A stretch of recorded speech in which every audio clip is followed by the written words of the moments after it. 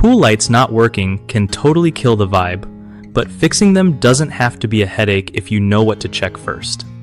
So, first off, always double check the wiring because loose connections are super common and easy to miss. Next, swap out the bulbs because sometimes they just burn out, and that's an easy fix. Make sure you turn off the power before poking around to stay safe. You don't want to get zapped, right?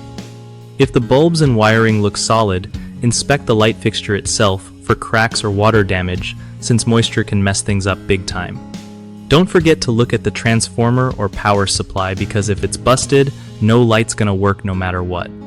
Sometimes corrosion builds up on contacts, so clean those bad boys gently with a brush or cloth.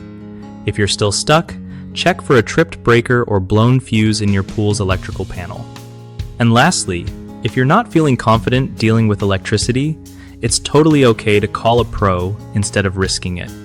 One of the biggest mistakes people make with pool light repairs is ignoring safety basics like shutting off power, which can lead to serious injury, so always cut power first. Another common issue is assuming the bulb is the problem when it might actually be faulty wiring.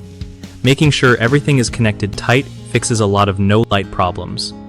Lastly, people often skip checking the light fixture itself or the transformer, which can cause the whole system to fail. Cleaning corrosion and replacing damaged parts usually gets things glowing again without too much hassle. BigHomeProjects.com helps homeowners by connecting them with trusted local contractors who know their stuff when it comes to pool lighting and other home fixes. For contractors, it's a rad way to get more work and grow their business without chasing leads all day.